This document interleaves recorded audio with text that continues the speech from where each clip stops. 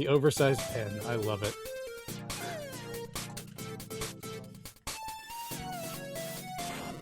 All right, welcome to episode 228 of the Zenspath Entertainment Network podcast. I'm your host, Jeremy Powers, and joining me once again this week, we have Chase. G'day. And Steven. And we're back. Yes, I apologize again that we missed last week's show, but I was having a bit of a difficult week and just did not have the heart in it to record. Thankfully, these two are absolutely amazing about it. We sat around, played games, talked, and they helped me out a lot with that. And I'll talk about the reasoning for that in a bit. But once again, I'm grateful to both of you. You are very good friends, especially in these rough times sometimes. So, but let's jump into what we've been doing because we've got some catching up to do. We've been kind of gone for a couple weeks. So I'm going to actually start off this one so I can kind of explain part of what had happened and other misadventures that we had going on.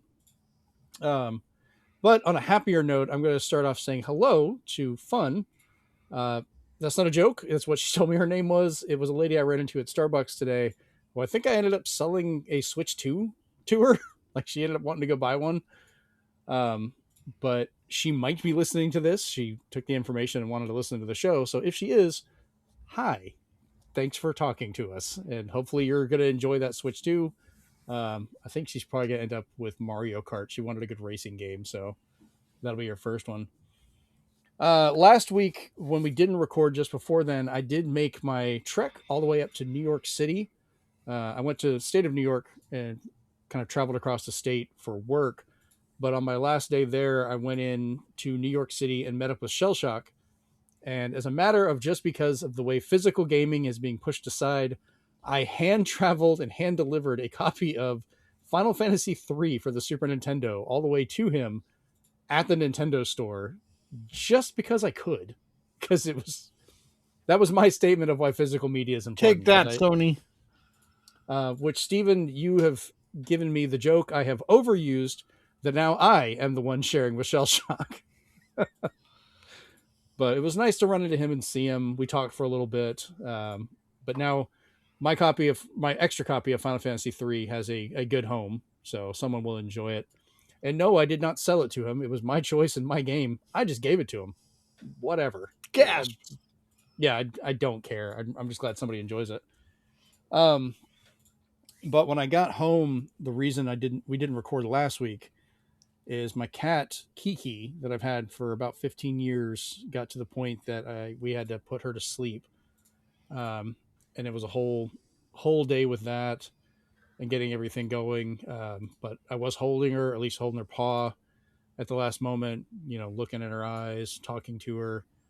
We spent a good chunk of the night before and that day together. So she is now buried in the backyard. She's got her own little grave spot near my dog Rascal. And it was just kind of nice to at least see her off in that way. I miss my cat. She was a good friend I've had for a long time. But yeah. All right. On to other news. Steven, what about you? What you been doing? I've been playing mobile games, but one in particular because I got 2 more days left and 20 more levels, and then I get my achievement there. And it's Pixel Flow, which it's addicting, but I was gonna say it sounds like an addiction, but then you said but it knowing yourself. that there's gonna be a part where I'm like, okay, as soon as I get to the milestone and they give me my money, I'm done with this game because I have to play Candy Crush, because now that's one that will give me stuff, and I have to play some Kingdom Match game, which is very similar to it, but those I have to get to level 800. So I was like, okay, I need to get started on those, so I need to finish Pixel Flow. The other one, like I got in a rut where I have too many games. It happens to all of us. And I'm like, I want to play something, but I don't know what I'm in the mood to play. And there's stuff that I have been playing. Like I've been playing Pragmata. I've been playing Rhythm, Heaven, Groove to help Chris unlock all the multiplayer stuff. And I was just like, maybe I should go back and continue with Metroid Prime 4. Maybe I should go back and continue with Yakuza 5. So finally, I was just like, you know what? I got them. I got the 1 and 2 as well. So, and I got Dark Ties. So I was like, you know what? I'm gonna start Yakuza 0 Director's Cut to see all these new scenes that they said are in there, like because it's all the new cutscenes. Game is gorgeous looking, has tons of what do you call that? What's that thing you love so much in Minecraft? The bloom, light blooming and ray tracing. Ray tracing, because like almost every car door is reflective and the puddles are reflective and you can see people walking around in them. So I was like, What are you playing it on? Switch 2. Oh, okay. So it's not ray tracing, but it's that's gonna be what's the term for the reflection? It's got really good reflections, but it's not quite ray tracing on that one. But it's Oh, still really impressive. yeah, it's still nice and impressive. Runs really well. I'm Yeah. playing the entire game in English because that was one of their big things too. Because you have all these voice actors from various games that you'll recognize when you look them up, and then other ones you're just like, oh wait, Fred Tatasciore is in there. Matt Mercer is in there. He's even some of the thugs, and almost recognizable unless you hear him yell or go gravelly. David Hayter is a few of the characters too. Yeah. So it's a little bit jarring when you go from like a normal conversation and then you're running around Kamurocho and everybody's speaking Japanese again. Um, but it's still cool to just see how like they're handling it, and they use this nice thing. I think it's called speech graphics, and it makes it so even though they're speaking English, their lip syncs perfectly with the English words. Mm-hmm. So and it's not uncanny or weird or anything. It just works. So I was like, all right, cool. Yeah, it's amazingly good port. Like I was having a lot of fun with that during the launch of the Switch 2 because that was one of the first games I But got. but ever since they said, okay, there's 0, 1 and 2 I've played before, so I can kind of just go through those. And then 3 is supposedly has a new story aspect that retcons the entire Yakuza franchise. So I was just like, I need to know what that is. So I was like, okay. Nice. All right, Chase, what about you? What you been doing? Um, so only real couple of things for me. I'm replaying Fire Emblem Three Houses, doing a new run with a new house. Um, I finished the I finished with the first house I chose, so I'm running with the Golden Deer house now, and then the other game that I'm been playing that was on sale on Steam. Decided to play the first little bit of it just to see what it's like as Expeditions, a mud runner game. It's actually quite fun. It's definitely like that typical snow runner, mud runner formula to it. Really enjoying it so far. I still want to Uh, try one of those eventually. It just looks like it's just mindless fun, like just messing around with it. it is. I mean, it's just it's. I would say that it's probably what Swan would call like a cozy game, where it's just something you can do while you're chilling Cozy with your slop. friends. It's different. Um, no, There was a whole conversation before the show. I wish we could have recorded that talked about a genre of games and stuff, and that's where that's coming from, which is Yeah. great. Swan's a bit salty about the name. It's okay. It's a But, derogatory term. Anyway, it's not a derogatory term. Anyway, shut your mouth. You don't have the floor. sloppy seconds. Yeah. Okay. You don't have the Oh, floor. Um. So anyway, uh, yeah, I'm enjoying it. I do like. I'll definitely be down to play SnowRunner with you guys anytime you want, or Expeditions as well. They are crossplay, which is nice. oh, okay. What are So you playing them on? I'm guessing PC. Expeditions I'm playing on PC. Mm-hmm. SnowRunner I've also got on PC now because it was on a really good sale on Steam. But you can, I think, like they're on Xbox Game Pass, and I think at one point it was free on PlayStation. So there's a good chance that somebody's got it somewhere for Okay. for free. But I'm always yeah, down to pick up a game to try it out for multiplayer. Plus, Why it's not? Saber Interactive, so maybe we'll add in zombies and no. I've actually liked a lot of Saber stuff, so I don't know. That's a selling point for me. All right. they're becoming the new rebellion. Yeah, no kidding. All right, so let's jump over to the group chat. Well, this is pretty much just going to be Steven and I, but we're talking about what our pickups, our most recent pickups, which we've had some time. I'm not going to show off everything I've gotten because it's No, been for a I bit. can't either because I'd be here forever. But I'll just show what I rembered. Yeah. Well, I picked up 140 comic books yesterday. So let's Show go 'em through off. them one by one. No, there's a bookstore here locally called the Book Bin. It's been around since I was a kid. The owner passed away a little while back, but they'd already closed down because of the hurricane. And they still had the bookstore just closed up, full of books and comics and everything. So the family decided they're just going to sell off everything that's there. They're just doing cash and clearing it out. I think tomorrow is their last day. So they're closing it and they're just going to either donate or toss everything else that's left. And so my wife got me to go up there and I was digging through it and I ended up going up to the counter with 145 comic books.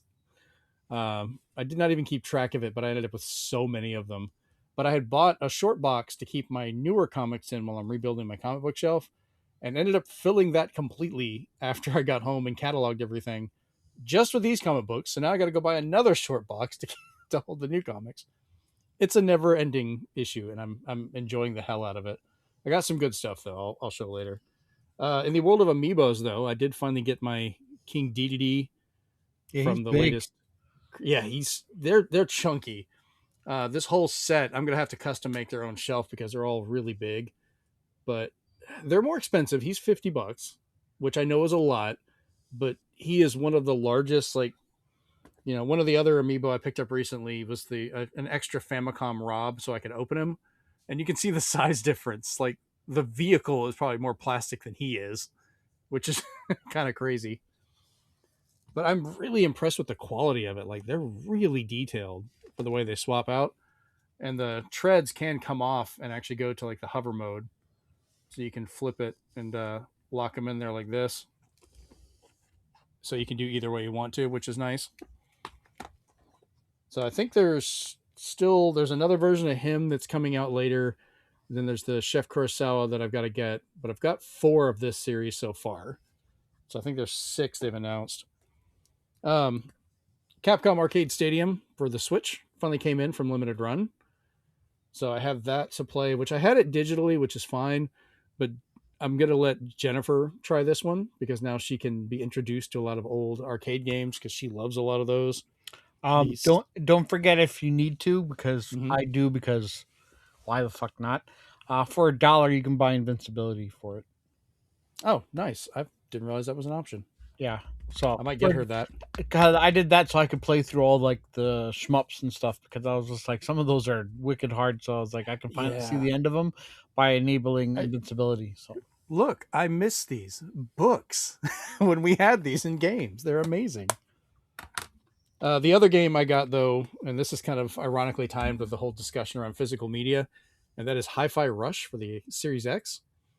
Because this game is one of those that eventually is just going to go away because it's got so much licensed music that's going to kill it from ever coming out again, I feel. So this kind of preserves it and gives me a copy that I can hold on to.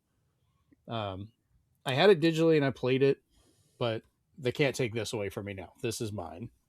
Until you do the disc to digital program. Yeah, we'll see if I do that. I did get Mouse PI, the Mouse PI for hire for Switch 2. This is a lot of fun. It's very interesting trying to use mouse controls, which is ironic. It's, the Mouse PI and you can use mouse controls. But there's also lots of little jokes and references poking at Steamboat Willie. Like you see his boat sitting in the harbor in the beginning of it. You run into a bartender who is like trying to whistle the theme song that he is whistling in the movie or in that original short, and he keeps butchering it. But since that's all, out in public domain now, they can reference it, but they're thankfully not like making that the focus of all of it. They're just kind of tying it in with little jokes. This is part of that world. It's a nice balance. If you look hard enough, there's some deep cut Easter eggs in there. I showed Chris some because I want to find them myself, but there's a Dark Souls one and there's a Ninja Turtles one, so I was like, I need to find it. And there's a Metal Gear Solid one too. I don't know if I've seen Metal Gear Solid. I think I've seen a Ninja Turtles one. I've taken some screenshots. I'll have to share some of them. Another game that I picked up that is just not normally what I play, but I could not pass up on this is Choo Choo Charles on the PlayStation 5, which just looks terrible. I've heard of this one. Ironically, this is one I've seen people kind of stream and mess with, and I want to try it out. And what I mean by terrible, it's like I don't like games where things are just stalking you constantly. So this Streamer is slop. Yeah, Chase, he's going to be on that all day now. Yeah, he's really, really, really salty on that. I got Resident Evil Revelations for the Xbox, which I think this actually... I still got to pick up Resident Evil Requiem on my Series X, but I think this finishes my collection of all Resident Evil games released on Xbox. So that finishes all the ones for GameCube, technically N64. That was one game. That was easy. And now soon to be Xbox and a few other systems, I've gotten all the Resident Evils for fun. It's kind of just been one of those like fun side sets to collect. So you have Umbrella Corps? Yes, I do. Oh, I was there at Comic-Con when it was first showed off and got to play it there, so it was interesting. Like it's still playable now. Yeah, it is. I mean, it wasn't a terrible game. It was just a terrible Resident Evil. It's like maybe you should have been something else. I don't know. Canceled. This one I picked up. I actually talked with you about this one, Steven, and we forgot to even try and play it because we've had all this stuff going on. Sniper Elite Resistance. So I have this ready to go. You know, speaking of Rebellion, Chase, I have another Sniper Elite to add to our ever-growing list of ones to play. Yeah, it's when they changed the character to Jason Statham. So, oh, I know we're still working on, what was it, 5? Yeah, I think I was playing it on PC. And the last one I bought this one. It was $20, and I did not know what I was going to expect, and it's kind of fun. This is the Retro Realms double feature, Halloween and Ash versus the Evil Dead, which is a side-scrolling hack and slash where you can play as either of the characters or some of the side cast, and you're kind of going back and forth between the demonic world and the normal world, dealing with either other psychopaths and people in an insane asylum or people that you're killing as Michael Myers, or deadites that you're killing that are trying to kill Ash, with all the good sense of humor. There's an arcade that you start, like it's a full 3D arcade that you're walking around in. It only has 2 games in it. And you go to whichever one you want to play, and that's how you go into the game. But there's also some of the achievements make little models inside there. You can find tickets in the levels to buy items. Like I bought the Necronomicon that I can look at, Ash's chainsaw, some of like his outfit, Michael Myers jumpsuit, things like that, which is kind of fun. And then if you try and leave, you can actually get an achievement for, well, at least you tried. Like you're trying to get out of the building, but you're trapped. But there's a lot extra. If you ever find this one, give it a shot. It's got like little behind the scenes documentaries. They're kind of short, but it was kind of fun hearing, you know, their experience of dealing with the different horror themes. And this is also a lot of the guys from Way Forward, which I didn't even know about until after I bought it. So that was a happy surprise because I love Way Forward side-scrolling games. So give it a shot. It was a lot of fun. All right, Steven, what you got? I got games. Let's see. I did get a Sprite Bonanza called Clockwork Aquario. They were offering because they were like physical rules, so they had a collector's edition for half off and everything else. So it actually came with a giant ass That's good. with a lady who's way too light. So it came with a giant statue, and it basically just cost less than it did for a Switch. So from that image, I'm going to take, this is either some kind of Japanese side scroller, or this is some kind of like shoot 'em up. It's a side scroller. Okay. It's like honestly, I think it plays like Top Hunter, but I need to start playing it. I got Star Renegades. That's supposed to be like a really good like turn-based RPG. Really? So it's like it looks really, really good. I already had this and I got it again by accident, so I'll probably give one to Chris, and that's Darius Cosmic Revelation. Because it comes with Darius HD, Darius EX, Another Chronicle, and Sagaya for Game Boy. But I was like, oops, I already have it. Wait, is that the other one that I was missing? Let me see here. Because there's an arcade, there's a Cosmic Collection, and then there's a Cosmic Revelation. You said Darius? Yeah. There's I three. don't even see it on here. There's like Maybe I 3 didn't. Dariuses for Switch already. Oh, okay. Weird. Does it go by any other title, or is it just Darius? Just Darius. Oh, okay. Maybe I've seen it and didn't get it. So I do not have that. Interesting. Okay. These are essentially the same game, down to even its release, but they were like $10, and it's called Infinite Beyond the Void, and it's like a platforming game. But this one you can only play as this character. This one you can only play as this character. So you eventually get both of them, and you make one picture. Okay, I like that.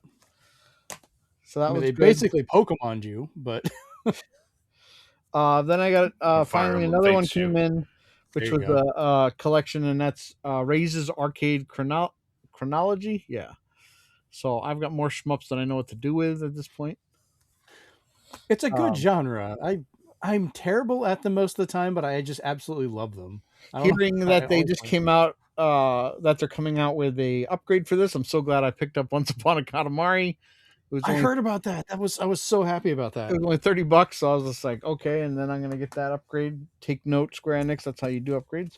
Yeah, the Katamari games on Switch are really good. Like they're really well done.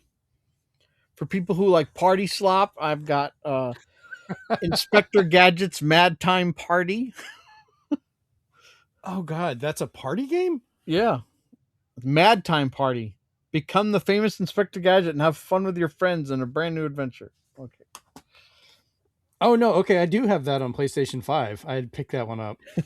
I've wanted I played I think this way back on my Switch, but I wanted a physical copy because of the all the updates they did, because it's the last bastion of Road Rash, and that's Road Redemption. So I finally have a physical copy. This Is it one of those official, unofficial Road Rash sequels, or is it just like Road Rash like type thing? This is a Road Rash like, because people wanted to bring back what Road Rash was, and this was. I didn't know if it's like some of the old developers would come back and make a similar game. I wish, but this is Like the it's not- closest I'll get. Yeah. Gotcha. This I got from Temu. Seriously, I've never actually bought anything from Temu. Also from Temu, I got the Kamen Rider Memory of Heroes.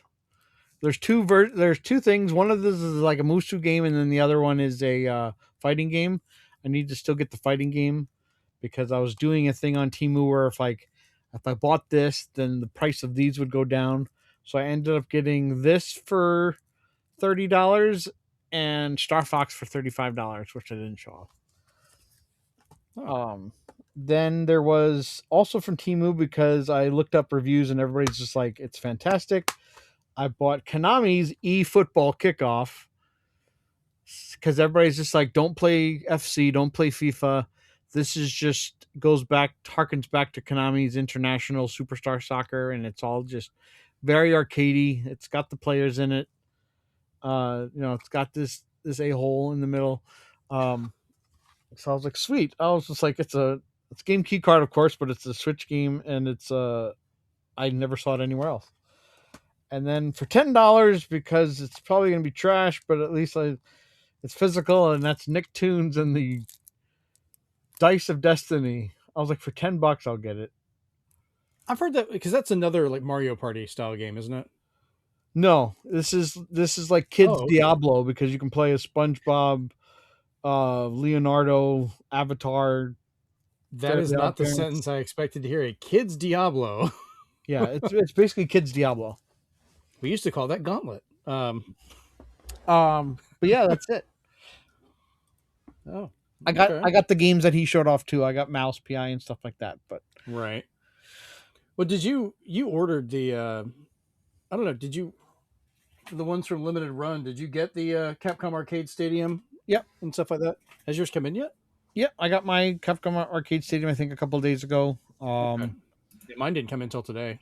And I was just like, I don't see why people would want a different cover because you'd confuse people saying, "Did you get a Doc Soccer's game for Switch?" It's like, no, it's a collection. So I was like, I want just the original Yeah, I box. wanted the actual art. I like because I think it's fun just having all the different characters and the design. And when the second one comes in, they kind of thematically fit, you know. Yeah, and I bothered them. I was like, "Can you guys release a slipcase? I'll buy it." I mean, if we need to, talking about like a box to put them together in. Just like a nice little thing that maybe has both the artworks together. But And that's the funny thing, like the pinball collections that I bought, because I got the one with both, that comes with a slipcover. If they had done that and I bought both of these, that'd have been perfect. I would have waited extra for it. I got the slipcase for Turok eventually when they made all three, and now all three are on one cart. Which my copy will be here tomorrow. I completely forgot I ordered it from Amazon, and I got the notification it'll be delivered tomorrow. I was like, oh, okay. I've never actually played the third Turok, so I guess I'll get to find out how terrible that is. It's the best looking, at least. Yeah. All right. Let's move over to our other part of the group chat. So Chase will have something to talk about as well. And that is Toxic Commando. Because this is what we ended up playing last week. And damn it, I got some good laughs from this. And I had a lot of fun. This game, now that Steven knows what actual graphics look like playing it, we got further into it, enjoying it. But yeah, we even got Shinoa involved in this one. We got full 4-player, just kind of messing with everything, driving around and shooting. And yeah, and to my defense, like, I'm a really good driver, and I don't know who planted that helium inside the car to make it float, but that was not fair. The ambulance tires were clip. inflated with helium, apparently. Yeah, now that you remind me, I need to download that clip because that was absolutely hilarious, and I will share it on our Discord.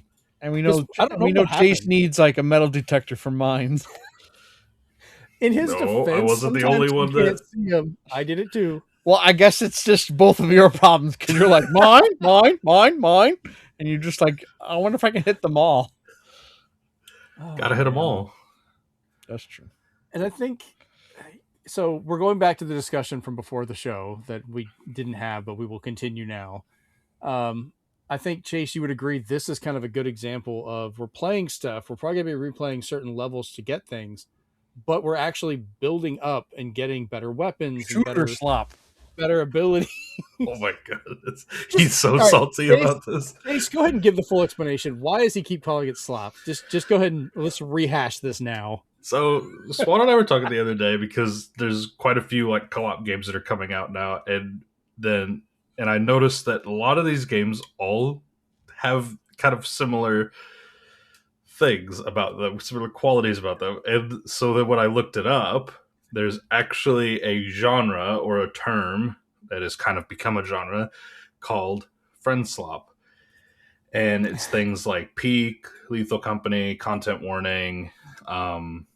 There's like we gotta go, played up. RV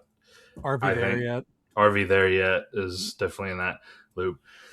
And Swan took offense to the name because of the word slop. To his defense, slop does usually denote bad things. And we have had fun with these games, but we also agreed that the fun seems more designed around streamers than it does us playing it any continuous amount of time because we keep restarting and not gaining anything. But go ahead, continue, Chase. Sorry.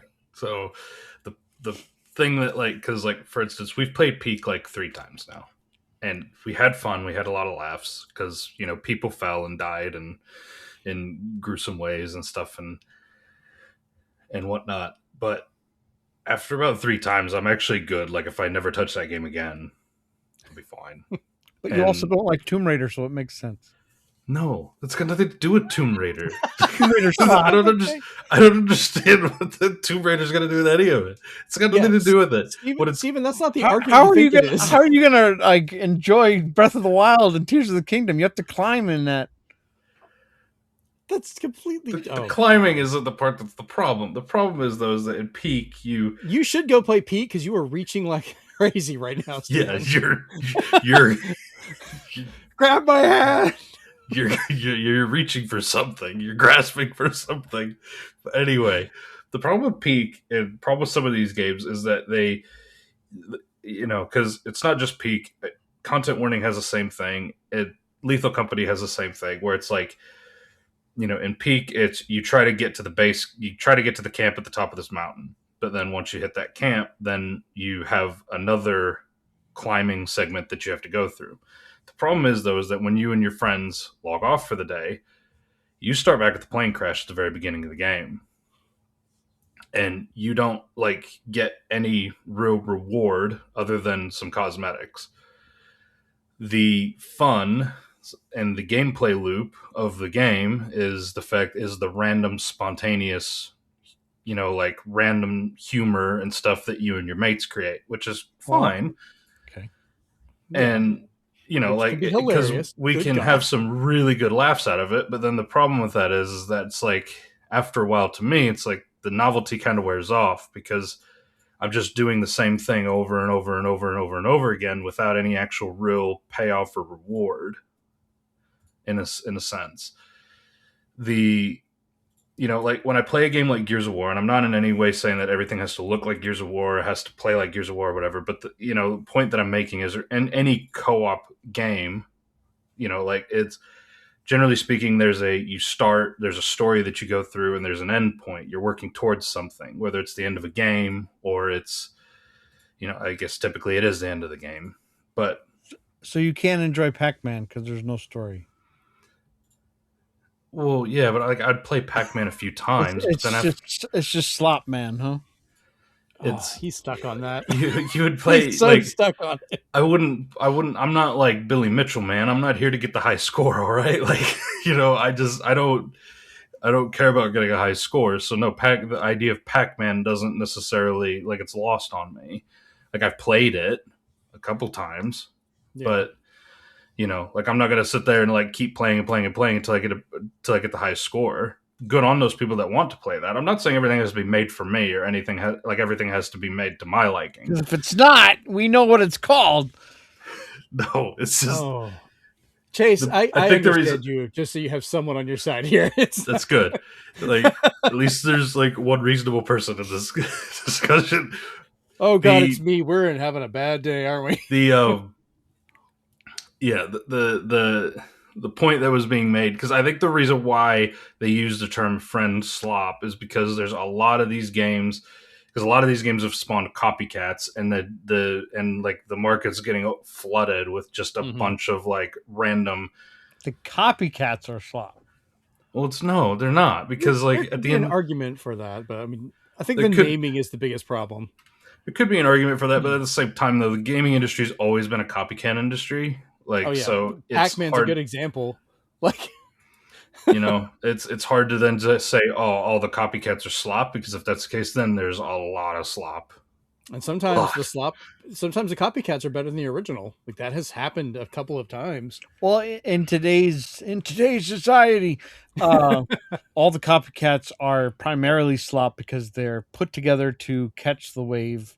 Yeah, they're asset flips. They're AI generated. They're just junk. I can tell when a game is popular because I'll see the slop version on the Switch shop, because I'll see let's peak together, and I think that's a whole different thing. That's like when a popular movie comes out, and then all of a sudden Walmart's got DVDs of sale for some knockoff version of it. Transmorphers. Yeah. Right. Yeah. I've seen some really bad examples of that recently. I think the reason why friend slop people are saying it's derogatory is because unfortunately we have this AI slop, which everybody is using as a derogatory term. So then it becomes, I think what they're referring to in the friend slop thing is the fact that there's just so many of them now being made.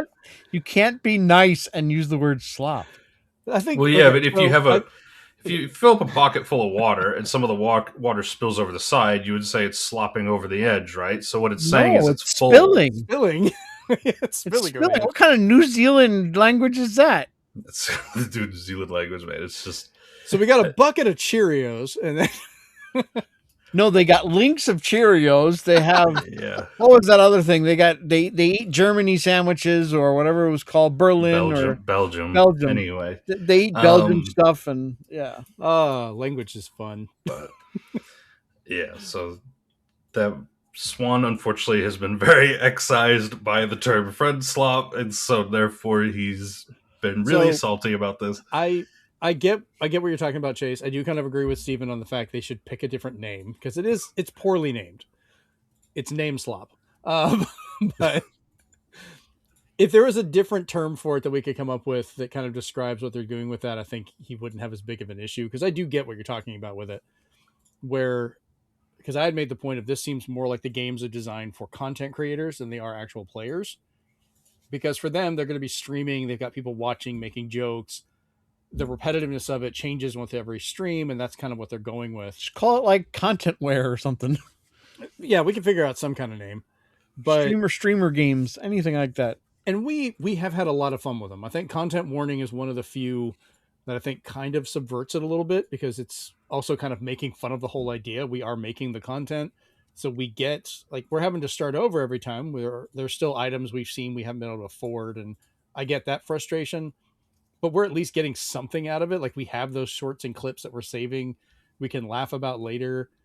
And I'll give them credit. Every time we've gone back, they keep even similar looking areas. We've run into a whole new creatures, and it just mixes things up. Like the last time we played, we saw like 3 or 4 creatures. We're like, what the hell is that? Like we've never seen this. And it at least that was creative. Updated. Yeah. Some of them though, like Peak, I really enjoyed, but we never got past that second level. It just seemed like it was designed to spike difficulty ramped up. Like they just forgot to make the third level, and we got to stop us from doing it. This is like back in the day when like we got to make this game stupid difficult. They might rent it from Blockbuster. Like it feels like that. I've watched people beat it, so I know there's an ending to it. Yeah, those people don't have lives. They're just streaming all the time. So yeah, if you play it for 8 hours a day, 7 days a week, you might be able to get to the end. But for like normal Joe Blows that only have like 4 hours, are you able to get to the end? Yeah, I watched a speedrunner beat Peak in 30 minutes. I'm not okay. Now I want to watch that. I do actually kind of want to see that now. They had to use the old update because apparently, like, they didn't even need stamina at some point.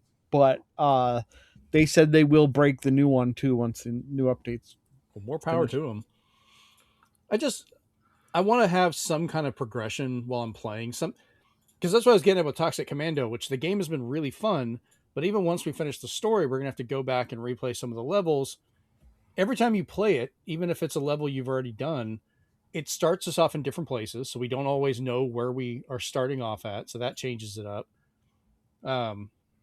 We can build up different loadouts. We're getting different upgrades and things, so we're getting better even when we fail, which makes failure, which we failed a lot on some of those missions, not feel as punishing.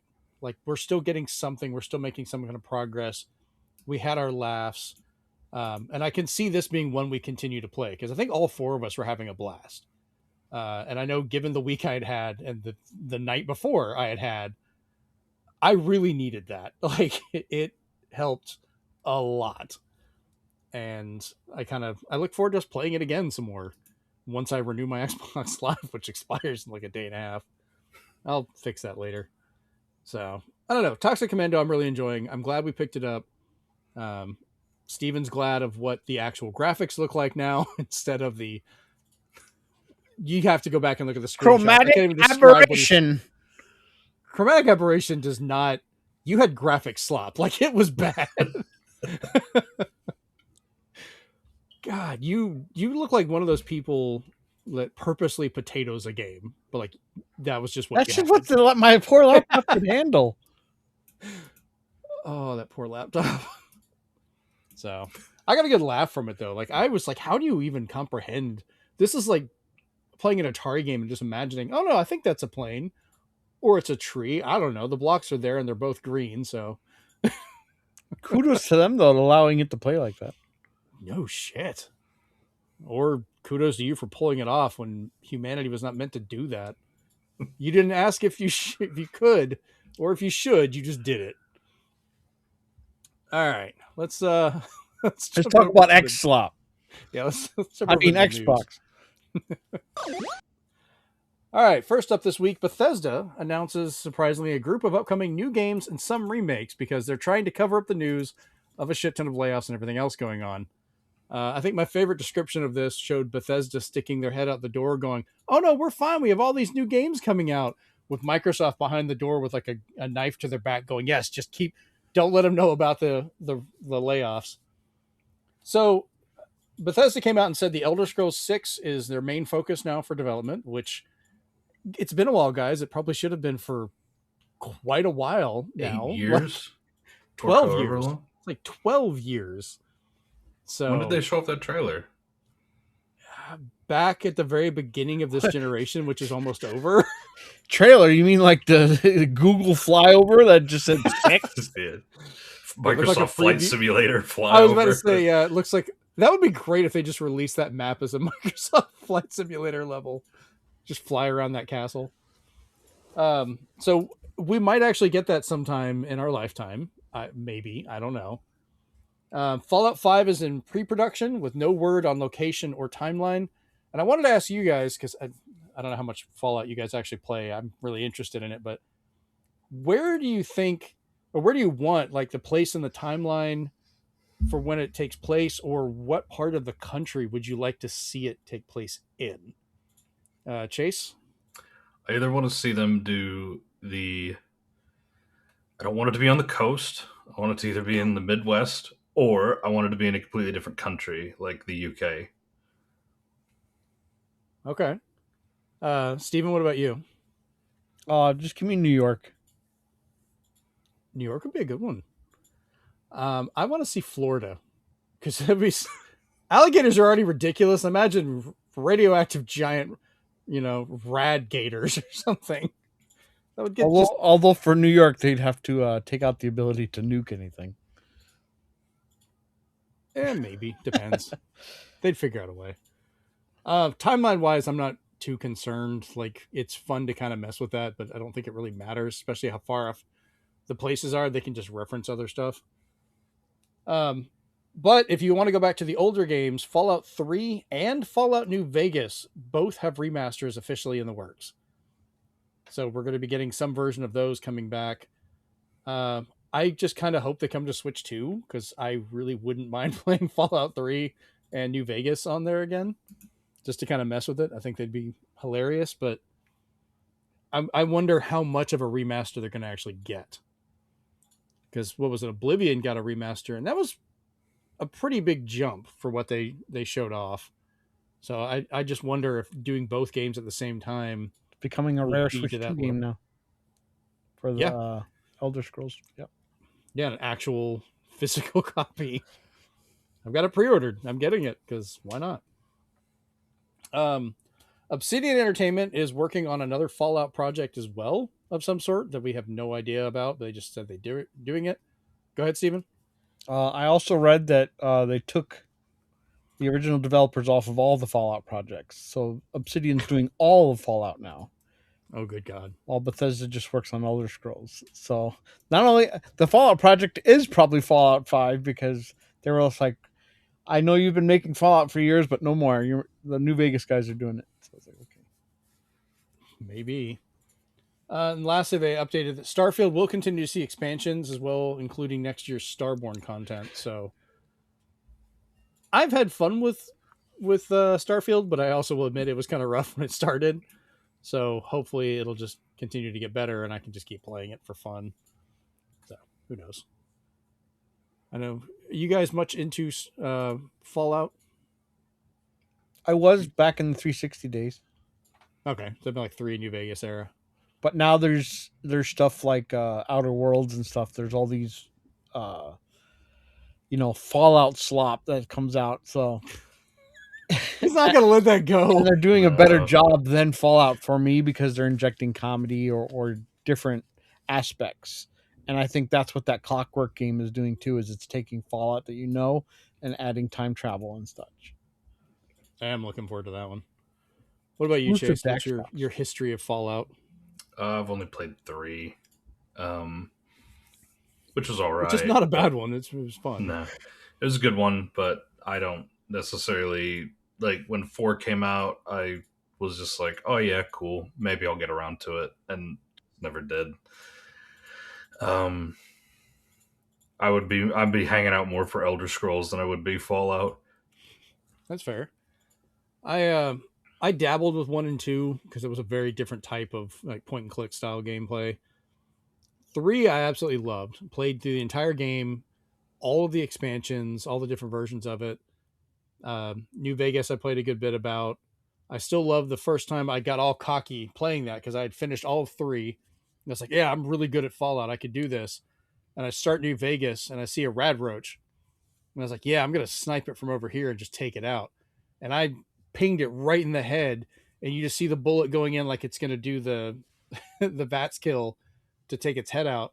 And it just goes bink and just bounces off its head. And that thing just runs at me like a pissed off Volkswagen and beats me to death. And I was like, welcome to New Vegas. This game doesn't give a fuck. A pissed off Volkswagen. It's a large bug. I mean, I know it's technically not an insect, but yeah. So looking forward to that. I had fun with 4. I played it a good bit on my Xbox as well as on my PC. I still go back and mess around with it on my my Steam Deck. So if they hadn't priced the Switch 2 version so ridiculously high, I probably would have picked it up on that, even if it was just digital. But it just costs too damn much right now. I'm not paying full price for that freaking thing. I bought Shelter for Switch because it fits. Yeah, that's a whole different thing. But I did mess with that one. All right. Ooh, I put it on infinite loop there. If I'd clicked in the wrong spot there, the news channel would have just kept repeating itself, which would have been forever. Yeah. Fallout 76 and Elder Scrolls Online will see a decrease in content and scope after the recent layoffs. This came from some of the management. Why are you cheering, Steven? Let those things die. They were fun. People that like them like them. Let people. You're playing friggin' cell phone games for money. I don't want to hear Bethesda slop. Nobody wants that crap anymore. They make actual good money from that. That's the thing. Like the Apparently people not. that like it like it. I mean, there's still people that play MMOs from friggin' decades ago, and they're still enjoying them. Let them have their fun. Yeah, Elder Scrolls Online's oddly been able to like survive, like in a world where like only Final Fantasy 14 and World of Warcraft typically survive that MMO landscape. I mean, people like it, and the people that are committed to it are committed. Like they've got their little they're committed, cloister. all right. They got their little cloister of people. That's fine. I tried Fallout 76 and it was really bad at first. It has gotten a lot better. I was having fun messing around with it, but I haven't gone back in a while because I didn't get enough of a group of other people playing it. I think that's kind of the thing. You build a community and go from there. But, you know, as long as it continues, let people enjoy it. But they're going to be seeing smaller and lesser updates because of the people that they've removed, which, Steven, I still don't get why you're so happy about that. Like, that's, people enjoy it. Let it have support. It's not hurting you. It's not like that game They exists. can support it. Just don't let Bethesda touch it anymore. I mean, this is at the cost of people lost their jobs. So, I mean, like they had jobs. Well, they were doing content. content. It just made them a lot of money, and it obviously didn't. So it's like, yeah. Well, a lot of Xbox has made them money, and they're still laying off people left and right. Like that's a whole other aspect of it, I think. So Swan's still bad. Just like let him throw toys for a bit. It's so much swan slop. MMO slop. There you go. Thank you. Jesus, he doesn't even understand it at this point. I don't think. Ah, damn it, Steven. All right, so Nintendo has officially ending the original sales for the Switch, but only at least in the EU. So this has been one of those stories where people have run with it, going like, "Oh, Nintendo's killing the original Switch." If you're a journalist, you forgot that second part. Oops! Until you clicked on it and scrolled down.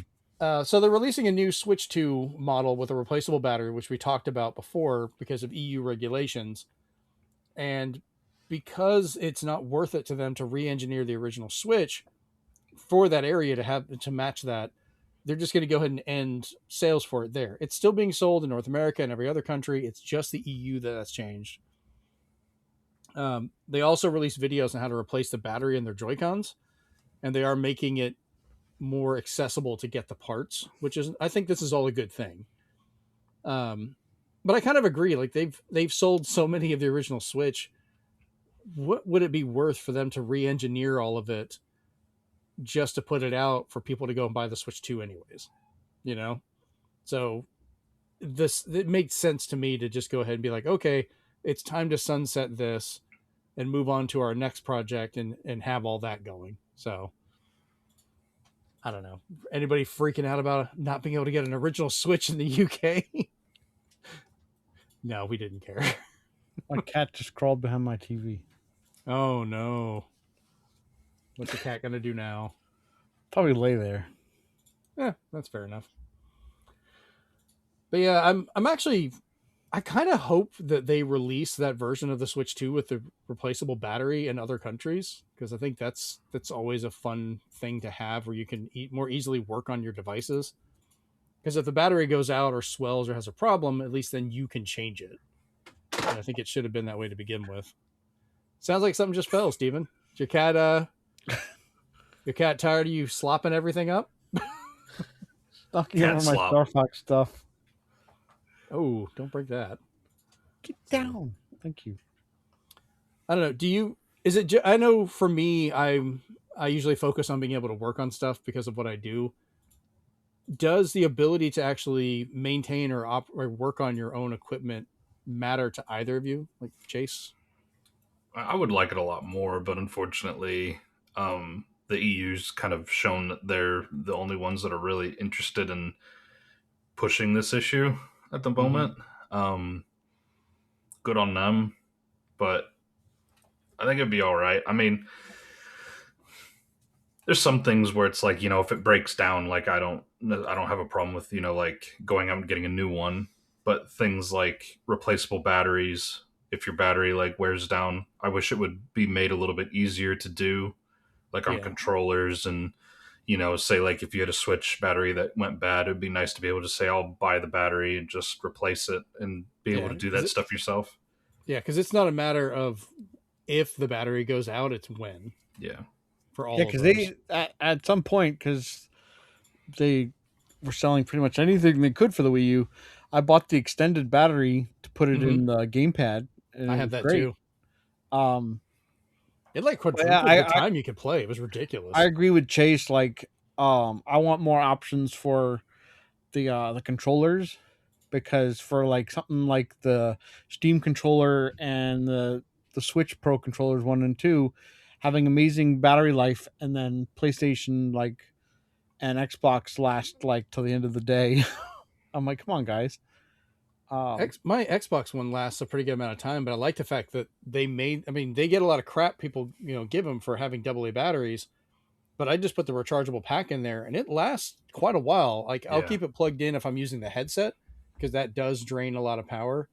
But if I'm just playing, it can be days before I charge it again. Like I'm happy that there's now an official video Nintendo released of how to replace the batteries in your Joy-Cons. So yeah, not everybody knows how to do that. Yeah, the one that I wish was easier to change out would be the PlayStation controllers. I feel scared that I'm gonna like break the shoulder buttons. Like if they're kind of designed that way. Yeah, there's like so many springs in those. You're just like, I don't know if I'm gonna get my adaptive triggers back after you open those up. The way they have them in the casing, you have to kind of flex the casing in a way that I completely understand, Chase, of why you're like, is this gonna break? And I can see one day that plastic naturally becoming a little more brittle and snapping when people are trying to fix it. Why didn't you just make like a little plate at the bottom of the thing that you can unscrew off and just pop out the battery? Like it'd be so much easier. Now we're gonna have to use solder to keep all the springs there. Solder to keep even you're not allowed near slaughter or slaughter. Solder slop. There we go. Slaughter is probably still a good word for how he actually. He'll be saying that as soon as he opens the Switch Lite. I can't wait. If I don't hear solder slop, I'm gonna be pissed. You're just gonna sit. I'm gonna sit there just looking stunned and Oh no, he's gonna sad say as slaughter too. He's gonna be like, "You slaughtered this," and then what's with all this solder slop? And I'll be like, "Yeah, he's hitting all the keywords." Yeah.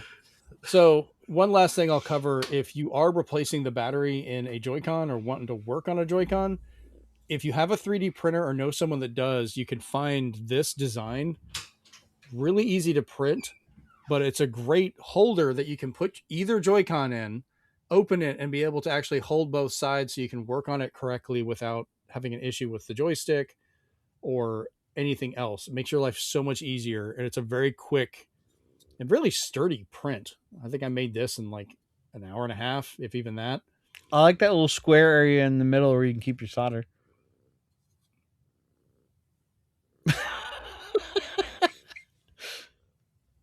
I no, Steven, no.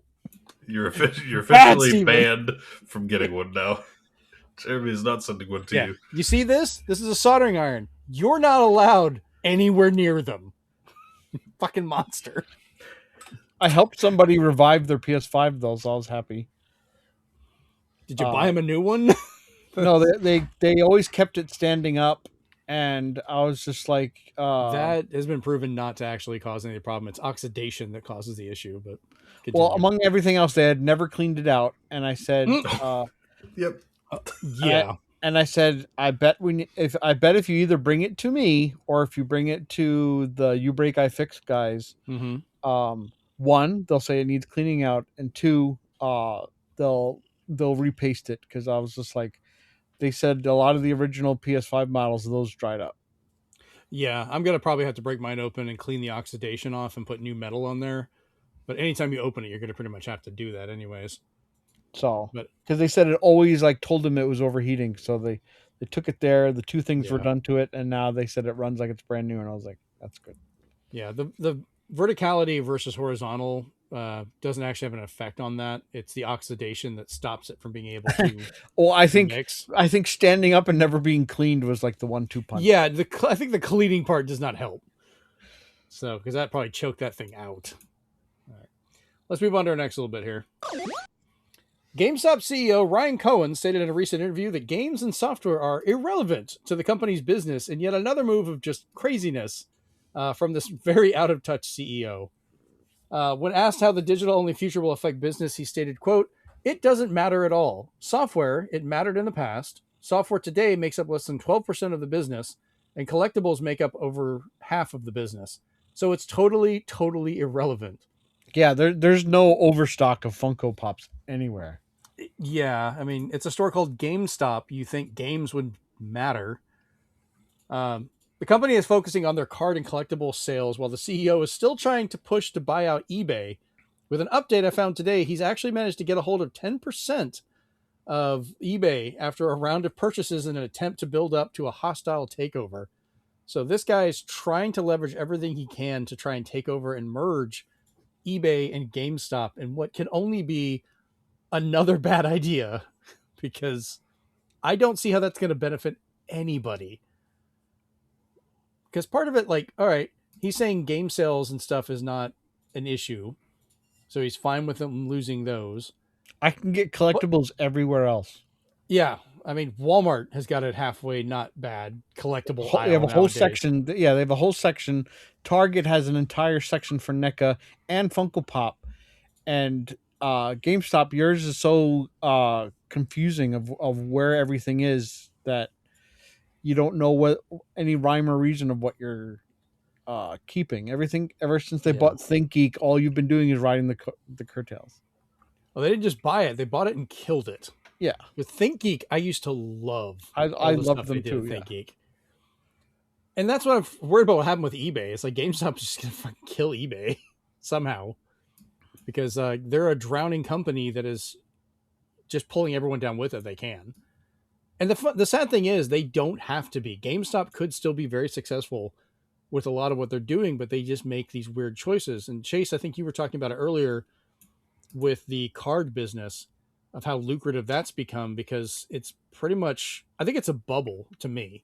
Eventually that bubble is going to burst, because all I ever see buying cards anymore are resellers and adults coming in spending huge amounts of money to get these cards, and I see very little to almost no kids actually coming in and collecting or enjoying it anymore, because when they do, they're sold out or they're just priced out of it. That can't last forever. It's gonna eventually backfire on them.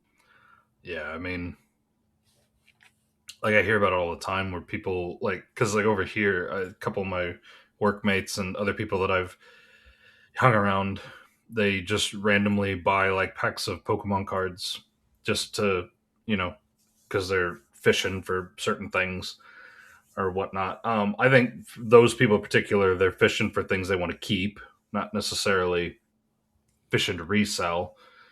But there's like there's a there's a YouTuber that I used to watch that did like Monster Hunter streams, Mm-hmm. and then he recently, and then he had a side hustle channel where he just did where he did like buy sell trade for Pokemon cards. He'd like open boxes and people would buy packs off of him, and then he would open the packs for them and see what they got and all these different things. And he was making way more money off that Pokemon channel. It became his primary channel. And he said, like, yeah, my Monster Hunter channel is my secondary channel now. He's like, I'm making way more money off this Pokemon on Pokemon packs. And he's up and he expanded it to do like sports cards. He expanded it to do all sorts of different things. Like it's a lucrative market. And like the once you start slabbing them and grading them, and like it's crazy. Like I can't even, I'm not even gonna act like I know every, like even a tenth of what goes on into that stuff. I just know what I see, which is, cards selling for astronomical amounts of money, boxes selling for even more astronomical amounts of money if you can get a hold of certain like really rare boxes and stuff. It's crazy. Yeah, I mean, there's boxes of cards, and we talked about this before. Steven, you'd mentioned like the GameStop prices are going to be way higher because they sell at that ridiculous amount. They're But like, there selling was a some Mario card for like $260, and I was like, I don't even know what that is. yeah. I think it's just because people like, because obviously, like what Jeremy said, people are priced out of like, when it comes to Pokemon and like MTG, Magic the Gathering, it's, I think people have kind of gotten priced out of that market. So people are looking for a market they can get into at a lower price, get some of these cards, and then eventually when they balloon up, then they can resell. It's people are looking for the next hot thing. It's kind of like Bitcoin back in the day. Bitcoin got ridiculous, it's so like everybody new was age trying Beanie to. Babies. Yeah, it's just You know what they people are always just looking for announced? the they're looking for the new hot thing. That's what Yeah, it you know is. what they just announced today, which I couldn't believe. Oh no. What? And they showed off the next secret layer for Magic the Gathering is Stardew Valley. Oh, So that you're was going to get real. Yeah. Stardew Valley Magic the Gathering cards. Yeah, I think Magic the Gathering is having a lot of success with their collabs. So like a lot Yeah, of because their they're the Fortnite of TCG. So yeah. So The funny thing is, I know almost nobody that collects cards around here that was able to get most of those. Like, there was a couple of those I thought was neat because I've been collecting cards since I was a kid. I've got behind me, those notebooks down there are all complete card sets from like the old Marvel and DC and Image and all these other comic book stuff. And, I'd go to the store, you'd buy packs, which I get back then. It was going to be cheaper. It'd be like $5 or $6 for a pack, and you'd get a bunch of cards in it. And, and bubblegum. not, yeah, thankfully not bubblegum anymore. That got bad quick. Also, kids, if you buy one of those old ones, do not eat the bubblegum. It did not last. Duh. It's like chalk. But like, I'm looking, I would love to still collect those now. Like, I'm not playing the combat, deck builder games, stuff like that. Like Pokemon, I understood people collecting because it was fun just collecting Pokemon. That was the intent of the series. But kids can't really do it now. They're having an easier time just buying the toys or playing the games than they are ever the cards anymore, because I will say though that Oh. I've seen a lot of really good vendors where I think there is hope for Pokemon, at least because there's so many. Like I watch one guy called Beard Dads for the Pokemon, and he'll give them away because they really like the card because they're only collecting, because the kids will only collect like a Pokemon they like, or all Horsies, or Right. all the cute Dragons versions or and stuff, all the dragons. Because that's what I do with Funko Pop. I It's like me unless with they're Jolteons. and for like Funko Pops, unless they're really cool looking, like 8-bit or video game ones, like I only collect the dragons. So it makes it easier for me when I walk into a comic book store or GameStop, um, and they have like a wall of Funko Pops, and I'm just like, where's the dragons? Okay, I don't need to look at anything else. Funko Slop. That's what they'll be known as soon.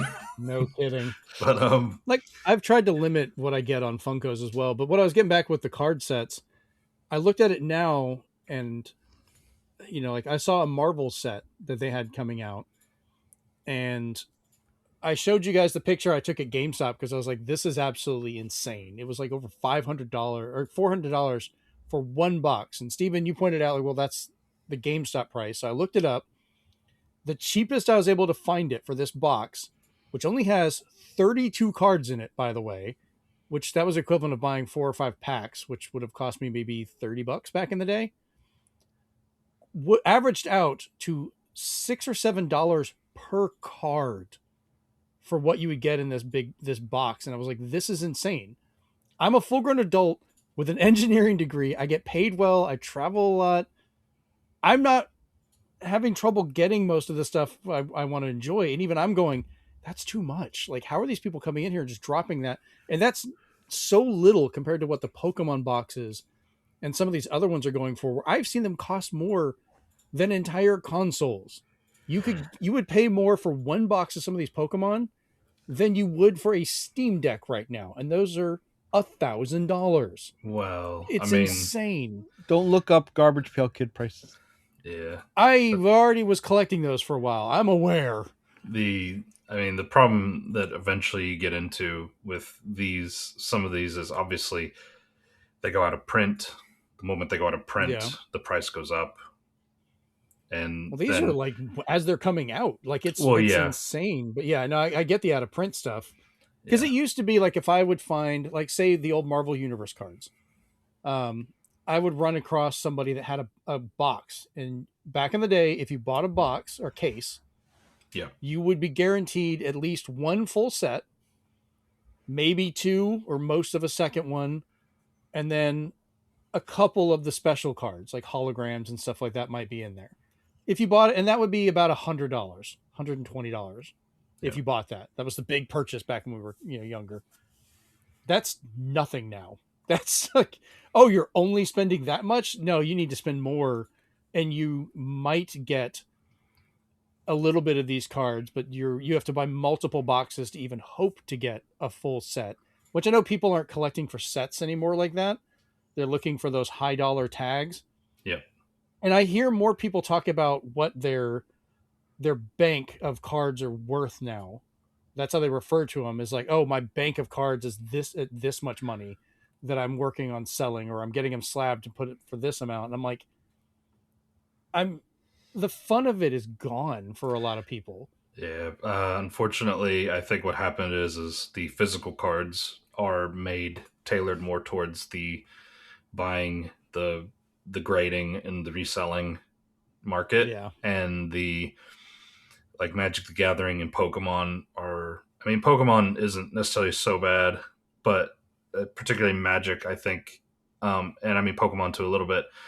I think for the people that want to actually play the game still, they're being more pushed, because like Magic the Gathering has Magic the Gathering Arena on like PC and other, and I don't know if I don't think it's on consoles yet, but yeah, like, so there's more digital outlets for. I still have an old copy. I think it was on original Xbox of Magic the Gathering Arena. Like, I've even got an original demo disc from that back when it was coming out. Yeah. Battle Mage. Yeah, and then like, if I sell that as a card, go get it slapped. yeah, probably. And then you've got, like, Pokemon's got the Pokemon TCG app now, where you can open up packs, and that's what I do. Yeah, so I think that's what they're, because like, I know Shanoa plays MTG Arena a lot, and she enjoys it, but and you can get like and they'll give you like quite a few like free packs and other stuff on there. So there's, cost-effective ways of getting quite a few packs on that stuff, because she's actually looked at like some of the decks that she's built in MTG Arena, what they would cost in real life, and some of them are like $600-700. That's in New Zealand money, obviously, but like still, it's pretty crazy. It's like So two $50 cards for us. Okay. Yeah. Seriously, y'all pay a lot too much. Like, just damn. Yeah, it's just the anemic dollar over here. Yeah. I know this has been the rant of an old man, but I loved collecting the cards, flipping through them like art books, and learning little facts about the comics and the characters and things that I really enjoyed. And I go back now and it's like a time capsule. I can pull up like my original Marvel Universe 1990 set and see what the characters were like, both how they were drawn or what their storylines were, their costume designs back during that time versus what they were in later sets or nowadays.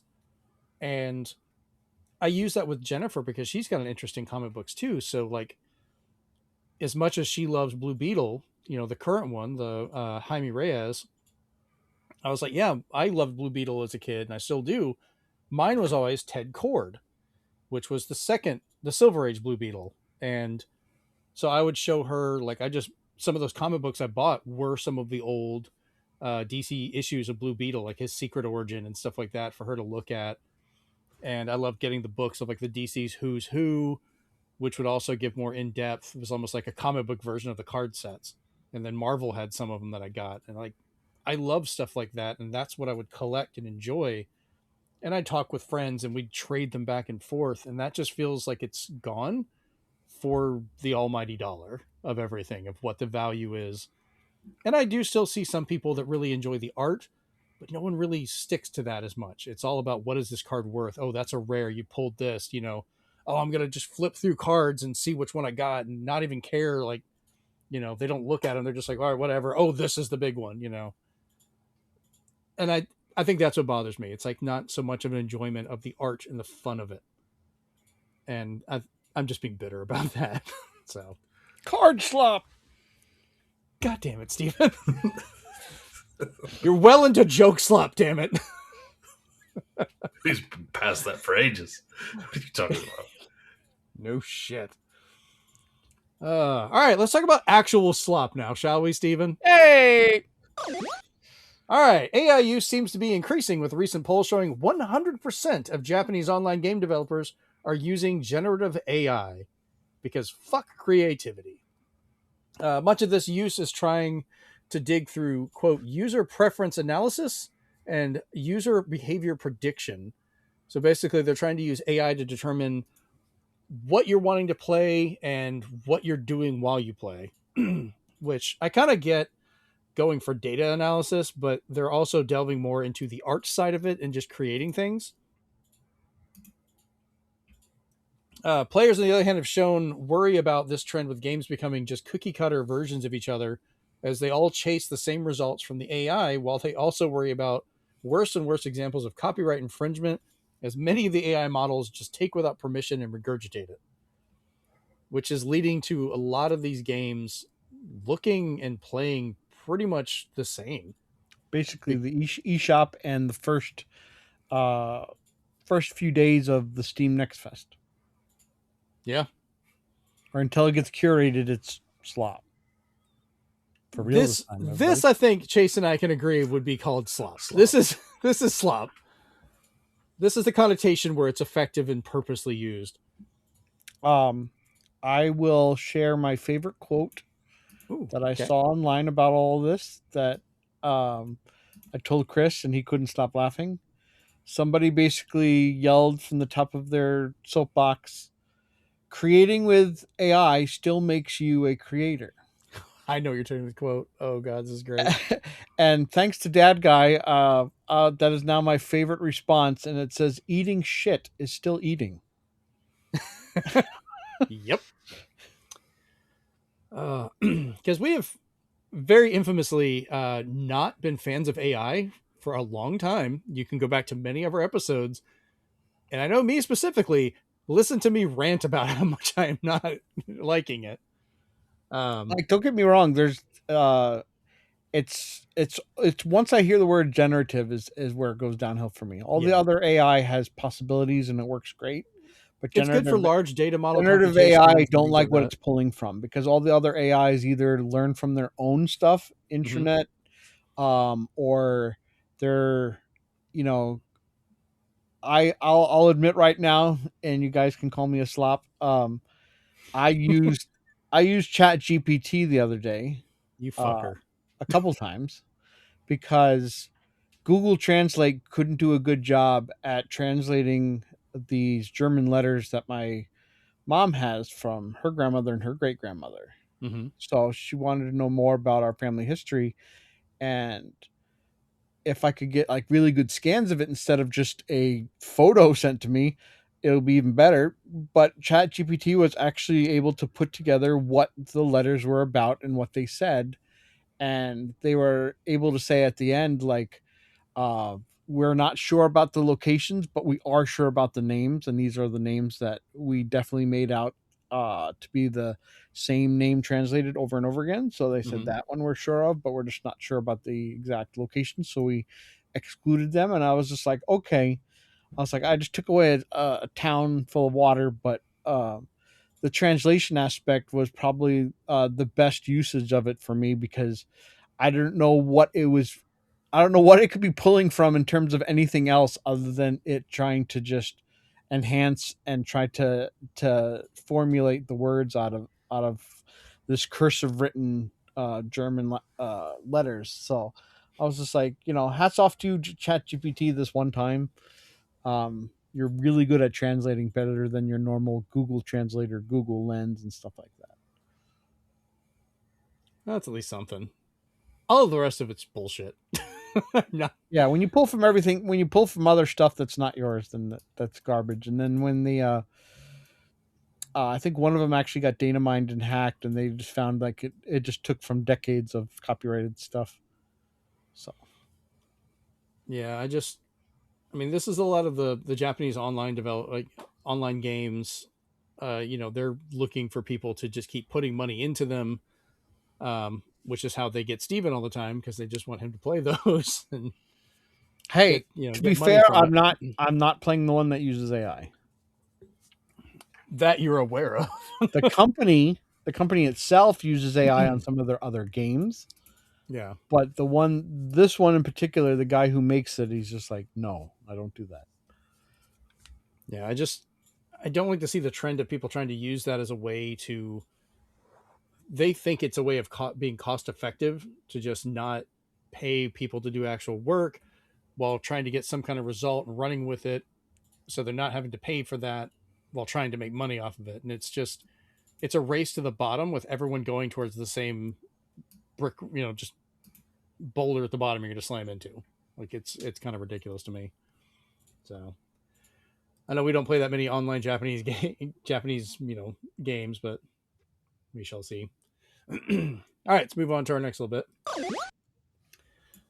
Games Done Quick speedrunning event ended a sponsored SNK stream after they were informed of the horrible human rights violation record for the now Saudi-owned company. So this happened here recently. GDQ heavily supports the LGBTQ plus community while also supporting such charities as Doctors Without Borders. While this sponsorship went kind of in the face of that, with Saudi Arabia still making being part of the LGBTQ plus community illegal, while also leading bombing runs in neighboring countries that Doctors Without Borders has been trying to help, uh, on top of other lovely issues that regime has been involved in. So after ending the event, they released a statement about it stating, quote, "We have canceled our sponsored stream with SNK. We have heard the concerns from our community regarding their partnership, specifically the company's majority ownership by Saudi Arabia's public investment fund and the human rights concerns tied to the Saudi government." They continue with another message going, quote, "We failed to conduct the level of review our community should expect from us, and that was an oversight we deeply regret and take full responsibility for. We especially want to apologize to the runners and our host on this stream, who had nothing to do with this decision and whose runs were disrupted as a result. This isn't a reflection on them, and we are grateful for their understanding going forward. We will review and strengthen our process for evaluating future sponsorships and partners. including closer examination of companies' ownerships to make sure they aligned with our values. Which I know that's a lot to say. That's how you do it. I've seen kind of both back and forth on this, though. Some people are kind of calling this, oh, we got caught and now we're backing off on it. I guess more of a, they should have known ahead of time before doing it to begin with. I'm just telling you what I'm reading for both sides of it. Just block. I'm those not people. agreeing one way or the other. Huh? Echo chamber. I said just block those people. Put them in an echo chamber. Some of these are actual reporters and stuff looking at it, going like, this is not a secret. You're air quoting, but you're kind of doing the exact same thing you're accusing of. They have a point. This is not exactly a small company they just did not be aware of all the time. So I can see people kind of wondering, well, you made all these arrangements, you were doing this partnership stream, people complained, and then you backed off on it and saying stuff. It's like at some point they're kind of looking at it going, where that goes. There's not really a clear one or the other. I'm just trying to make both arguments I'm seeing on it. I mean, good that they pulled it for sure. So, I don't know if you guys had anything else you wanted to add to this one, or Steven? Oh, okay. I thought you had something else. So yeah, we'll have to see on that one where it goes, but it's the whole thing with, with them kind of buying into stuff, because they've purchased chunks of a lot of different companies. Like they purchased part of Nintendo, they purchased like big chunk of Capcom, and it's kind of becoming a back and forth on like the percentage and how they're run. SNK is the one they own the most of. They own majority of it. So yeah, I mean, I guess I kind of feel at the end of the day, you can't necessarily control like who invests in you. mm-hmm.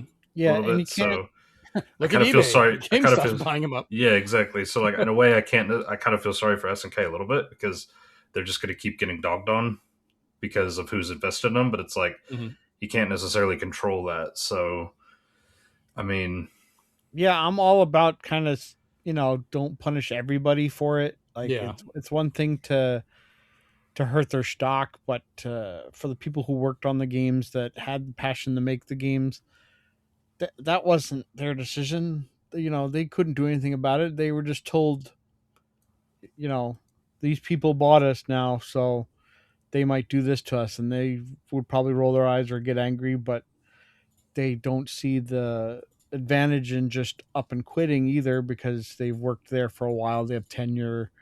They're known to be a prolific developer and stuff like that. So they are kind of being forced to do stuff out of their norm, like adding, real people or, whatever other groups that they've got control over into their game. So it is kind of affecting what they're having to do as well. And you're going to see that with a lot of companies.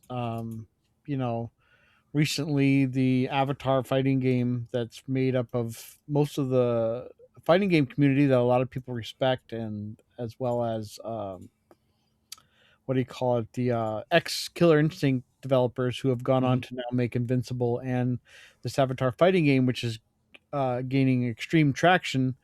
People are finding out that one of the guys who used to work for Skullgirls, Mike Z, actually works for the company that makes the Avatar the fighting game. So a lot of people are just not going to play the fighting game at all, even though he didn't work on it. He just worked for the company. And I was just like, I think that is overdoing it, because at that point you're part of the people who boycott stuff by pouring it in the toilet. It's like, you already bought it. Like, what are you doing? You're not boycotting it if you're just getting rid of what you already own. And eventually that stuff dies down over and over again. And there's ways to get after the conglomerates and the companies to hurt them where it hurts, instead of hurting their staff or their developers. It goes everywhere. It even goes with restaurants. I don't care what the CEOs of restaurants do. I care about who works at my local restaurants and my chains, because sometimes they're the bright part of going in there, and they spit in the face of what their CEO says, because the CEO can't go to every single location and be like, I want it to be this way. So it's nice.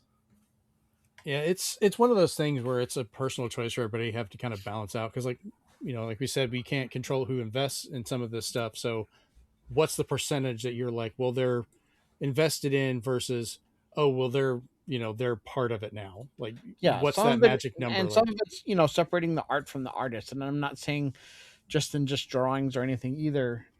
I've always said myself, I'm like, I will still quote and talk about jokes that Bill Cosby made because they were still brilliantly written. I was like, him as a human being, he's horrible, but I was just like, he made good jokes.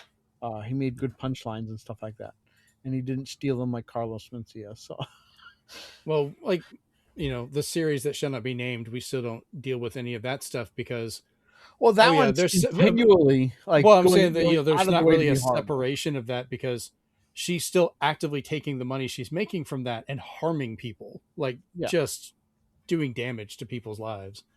And I'm like, that's actively doing shit, which I think the Saudi Arabia one is kind of also connecting to that. They're actively destroying lives and doing these things and hurting people. So I get the vitriol from that.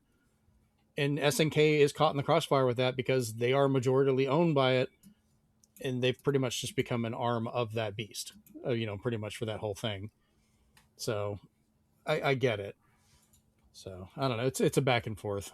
All right, Yeah, let's it's hard to pick your battles. Basically, is what I Yeah. can just say. All right, let's do our last little news segment here. So Microsoft is pushing to release their disc to digital feature sooner than expected, according to Jez Corden and the editors over at The Verge. This would work for Xbox One or Series X discs that contain individual licenses. So the system would identify these and attach them to a specific account to allow the digital version to be played, including rumored cross-platform included. So if a game has got a PC version of it and it was buy it on one, get it on the other, you would effectively get both versions, which that's at least nice. This will not work for past systems like the Xbox or Xbox 360 as the license was not included in the disc individually. And then if the game is sold or given to someone else, that license would then transfer to the new user and the previous player would lose access to it, which is kind of makes sense. At least gives an option for it. I still want to see more on this to see if this would be a viable tool for how it would work. Yeah, I still want a physical disc though. I still want that's that the most confusing thing because I was like, what is it doing? Sucking the soul out of the disc and making it a coaster? Like, how is this working? And then you're saying, oh, but then you can still sell the game or give it to somebody else and the license would transfer. I was like, this sounds overly complicated. It's almost like a variation of a key card is what it sounds like to me, because you're putting the disc in the system recognizes it, attaches that particular disc because they all have identification numbers to your account. So they're like, well, you have this game, we have evidence of it, and as long as you still have this in your library and it doesn't show up on anybody else, it'll stay on yours, so we'll give you the digital version of it.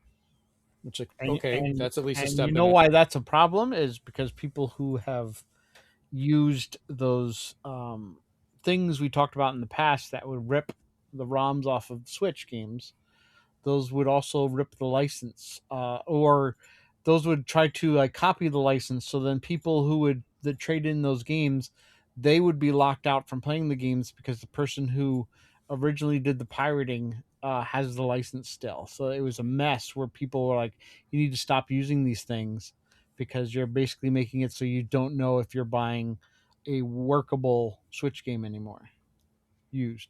I've yet to run into a single person that actually had an issue with that. Like, I think that was one of those where it's like, oh, this could happen, and it got blown up a lot. And most of the people that were affected by it were the ones that were kind of already doing that to themselves. Like they'd make a copy of their game or try and do something and then play it and then let one of their friends play the cartridge. And it's like a self-fulfilling prophecy at that point. So, because I've yet to see anything with it. And I think at worst case, you put the disc in, it verifies it, puts the attachment to your account and it takes it from the other person. So at worst, the person that copied the game now all of a sudden can't play it.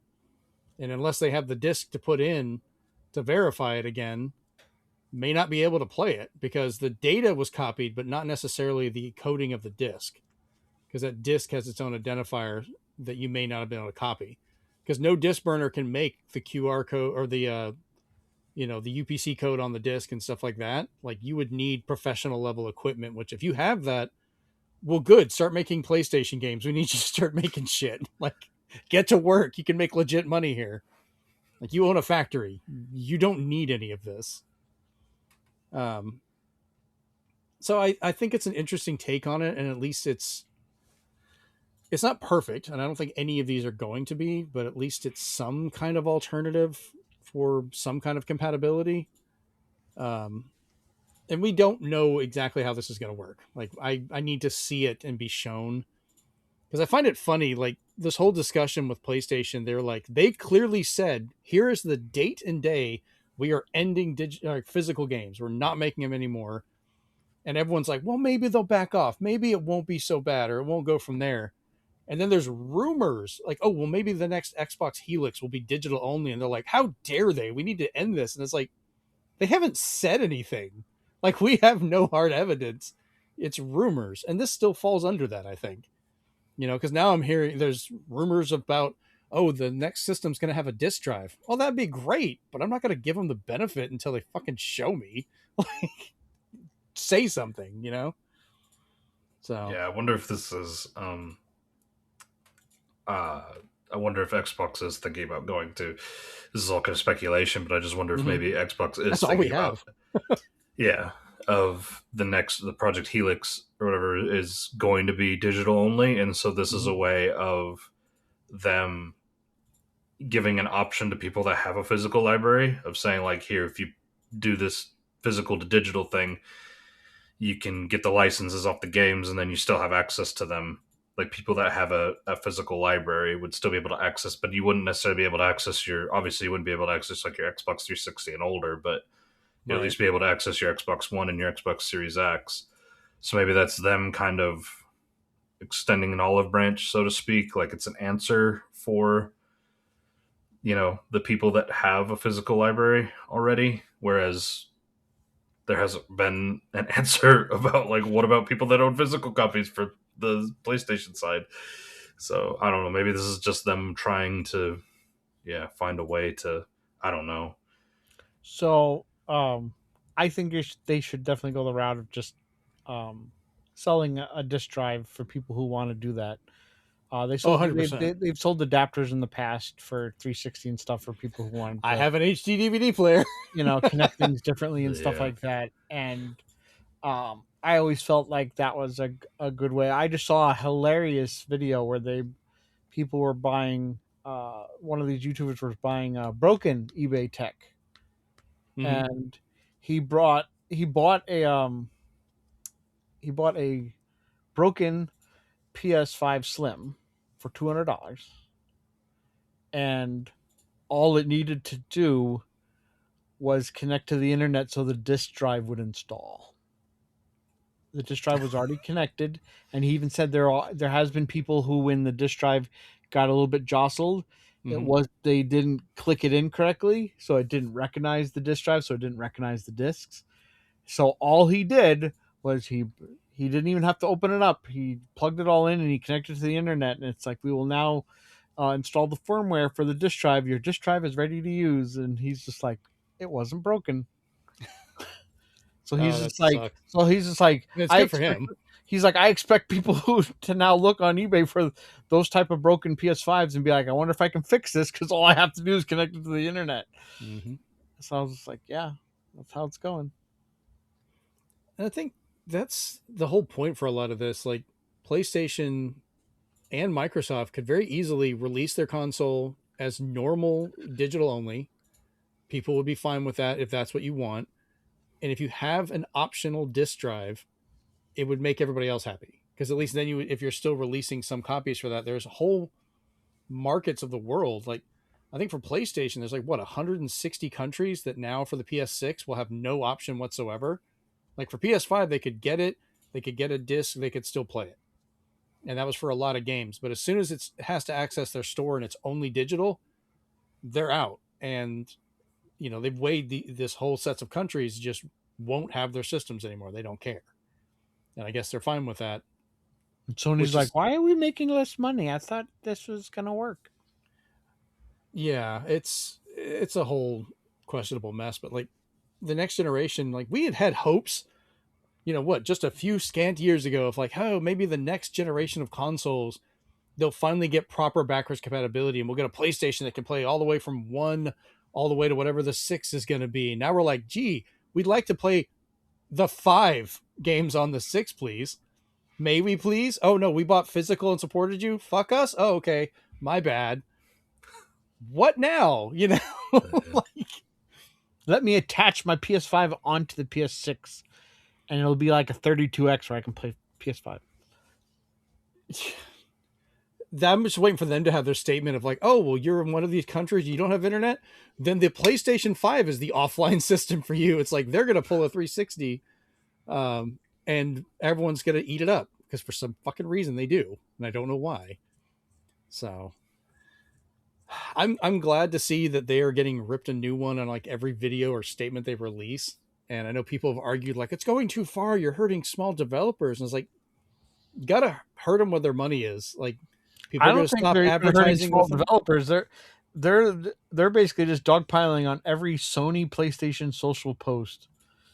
And I do feel bad for San Diego Comic-Con's Tokon panel. If people decide to go that route and get that petty, but well, I mean, that's a fighting game that 160 something countries can't do because it requires PlayStation signing. but everybody else, like when Sony's like, "Oh, our fight stick's coming out soon," everybody's just like, "A physical fight stick? What are you thinking of?" And they're dogpiling on them. Like it's that I'm like, "Go for it, guys." Well, part of it was because there was some small developers, like I guess they pay Sony to talk about their games, like to Nobody put was them up on told, huh? and nobody was told about this decision.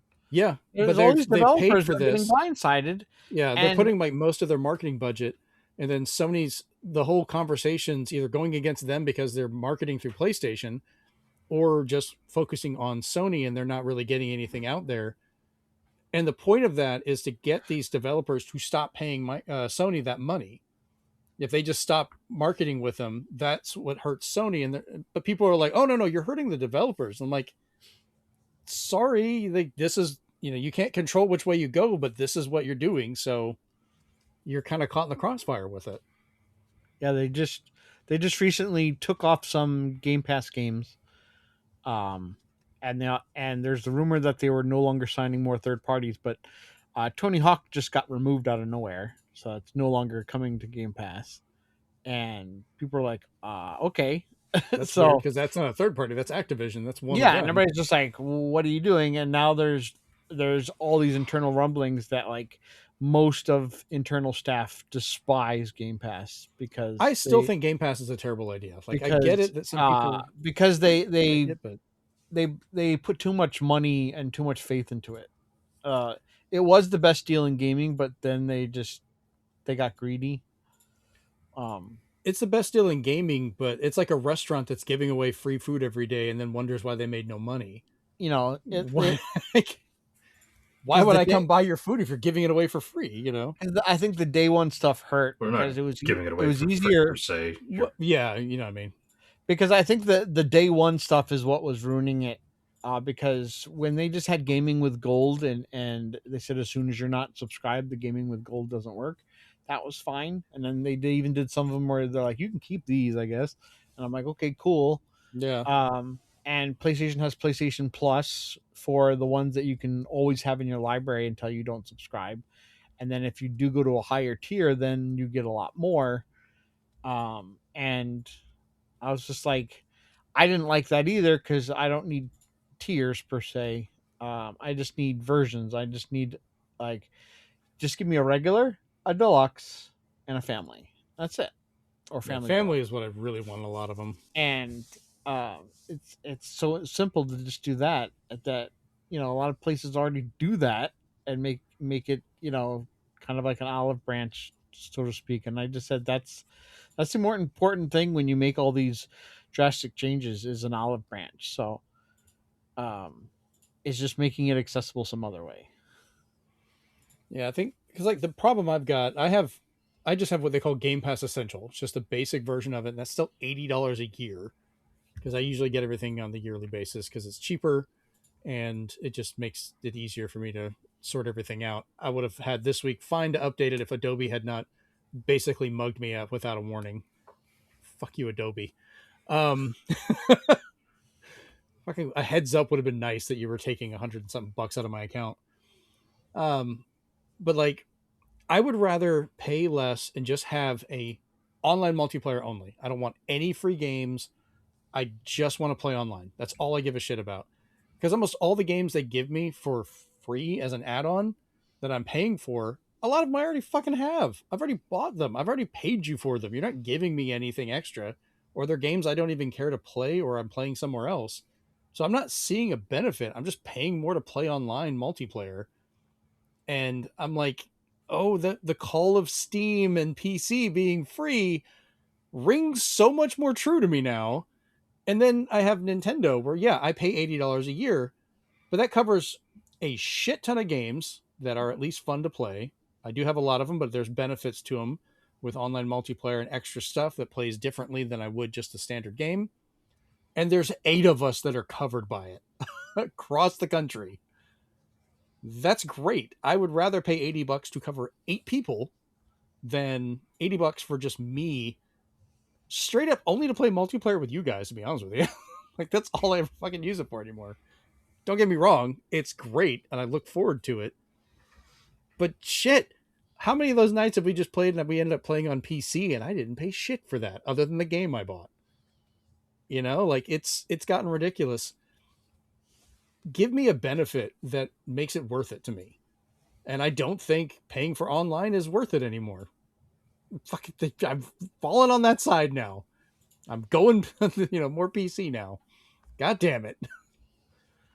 So, I don't know. Microsoft, I don't know how they're going to dig themselves out of this hole because everything seems to be bad news with them and weird decisions and shit they're doing. But Sony is also fucking up left and right and doing all kinds of shit.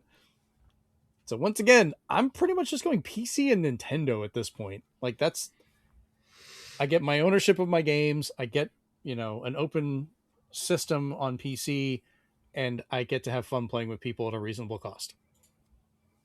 So that's what Sony and Microsoft need to actually get their shit together to compete with, because they are losing terribly to that now. And I think it's only going to get worse. Because Steam and PC have a market that I like, and Nintendo's still Nintendoing good shit. So I'm good with that. So there you go. Splatoon Raiders next week. I know, I can't wait. It's gonna be fun.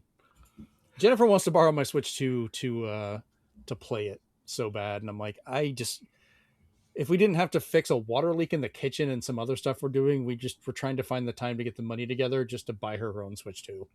Jen wants one so bad, and she takes such good care of her Switch that I think she'd be fine with it. Now, I'm not saying that anybody listening or watching should take this as the go-to financial advice, but you can borrow from your 401k and not get taxed for it if it is fixing your house.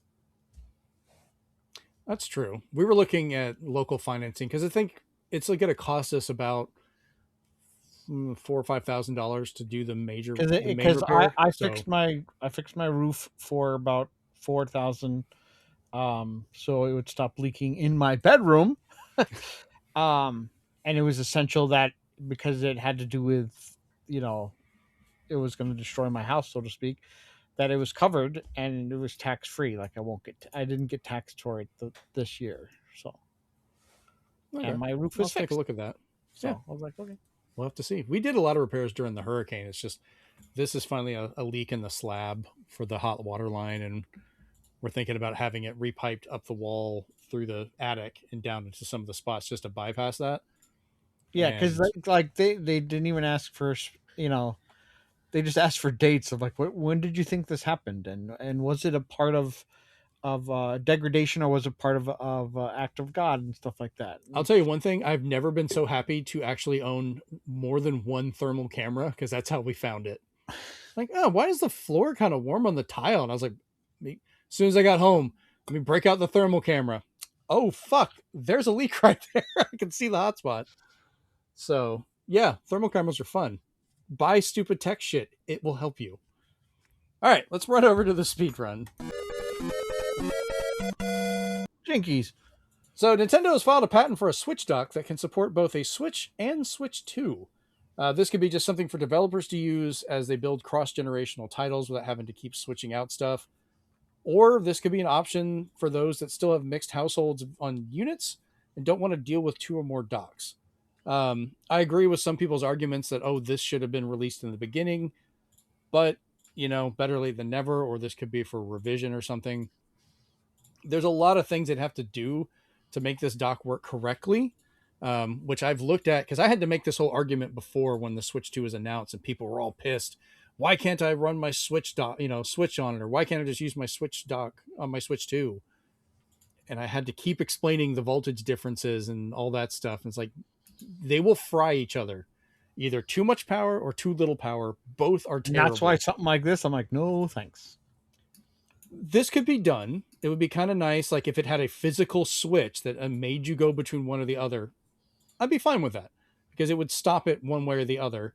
But there's also a pinout on the bottom of your system that prevents them from docking. So that would either have to be completely ignored or changed or changeable if it swaps.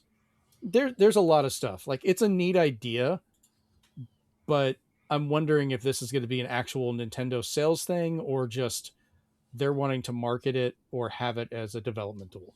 We don't know. Next up for I'm going to be buying more things, a leak has shown the upcoming Donkey Kong arcade machine Lego set that looks to emulate the classic first level of the original arcade title and also features some playable features, either animation of the game playing or somehow you get to actually control something while you're playing it, which would be great. What I can tell you is I finished building the Pac-Man arcade machine.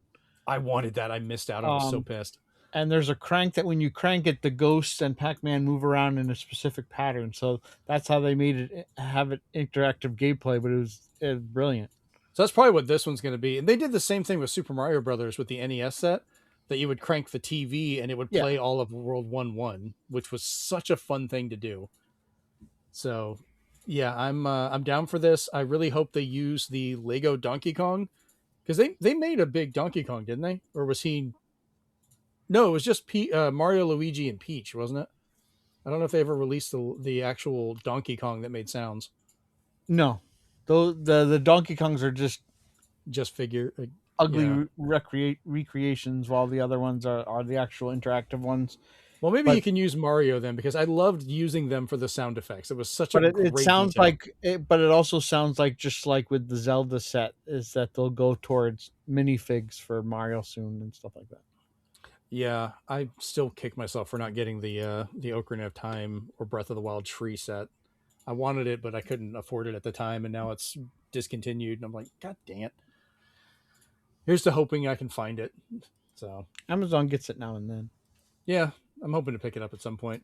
But I'm excited for this. It looks amazing. Like, even just as a display piece, they did such a good job with it. So I really want to get it. And it's not super expensive. It's only like 160, I think. Which is not 200. Huh? I think it was 200. That's still, for the size of it, not terrible for a Lego set. And I guess that's skewed because of this big bastard behind me. That was the largest and most expensive Lego set we've ever bought. So, and the sad thing is that costs less than some boxes of cards. I'm not going to let that go. All right. And lastly, in a move I just see as we just wanted to see if we could without asking if we should, modders have released a version of Super Mario 64 for the Panasonic 3DO. And if you've watched it, it is terrifyingly weird. Impressive that they did it, but looks so fucking weird. Have you guys seen the footage of this yet? No, not yet. I saw the article.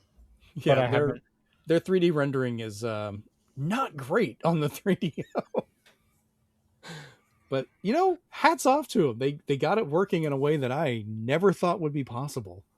The one that I love the best, let me see if I can just find, because I don't want to butcher the words they use, of, we just wanted to see if we could without asking if we should. Which I say in jest. I love when it's not like this harms anybody. It's great that they're trying to expand the ability of it. Like, they did that recently where they got Doom running on an old Neo Geo. Like, they thought it could not be done, and modders were like, no, fuck you, we're gonna figure this out, and they got a version of Doom Yeah, running on a fucking Neo Geo.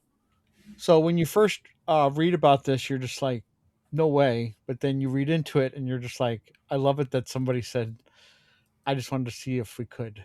In 2024, MIT biotechnology researcher Lauren Wren Ramlin successfully ran Doom using E. coli bacteria. The Oh bacteria yeah, aren't actually running the code themselves. Instead, genetically modified cells serve as a biological display with each well in a 32 by 48 array lighting up to act as individual 1-bit pixels. Because the bacteria need time to express fluorescent proteins and then reset, the frame rate is impossibly slow, basically like a Wii U. It takes about 70 minutes for the cells to reach peak illumination and over 8 hours to reset between frames. As a result, rendering a full playthrough of the game would hypothetically take roughly 600 years. But when you're just like, can it run Doom? Yeah, it can run on bacteria. It can run on a pregnancy test now. Like, it can run on fridges. Like, Yep, fridges. I printers. was about to Neo say. Geo, yeah. Probably your washing machine at some point. So good on them. I would love to hear what was it, M1E1 or whatever the music is playing as like your washing machine finishes. It's just dun, dun, dun, dun, dun, dun, dun, dun. There you go. Screw that chime. Give me that music for when my laundry's done. All right, let's jump over to the big question for this week. All right, well, Steven came up with this one, so this is kind of a fun one as a quickie, but what opening theme could you listen to for hours on end? So, Steven, since you brought this question up, I will let you go first. Do you guys want to take a guess at as the obvious one? Some kind of slop. Snatcher. Snatcher, I'm guessing. There you go. It always just comes out as like a great opening to something that you can't wait to play when it's over. The saxophone, the whole backstory, prologue. Just I don't know. Just by the time you're done listening to it, you're like, I just need to play this. Let's go. And Any particular version? Because then the music's a little different between releases, isn't it? I Just think because still of the the Sega hardware. CD. I think still the Sega CD because Okay. of its format and because you're getting that delicious Red Book audio. It does sound great. And the other three are kind of like a tie because of the varying degrees of how they did it. One of them is Myth Force because they basically tried to make the whole thing out to be like a He-Man intro. Another one is Spider Soars by Way Forward because the intro to that is basically like kind of like a Captain Planet or something like that, where they talk about like this evil guy is coming after you. What will they do? Let's call for the Spider Swords. And then they have a whole song that says the title of the game. And then my number one favorite is an indie game that came out years ago, but I still love listening to the intro. And that's Awesome Knots because that one makes it like it's a Saturday morning cartoon and it's awesome. That's a fun one. All right, Chase, what about you?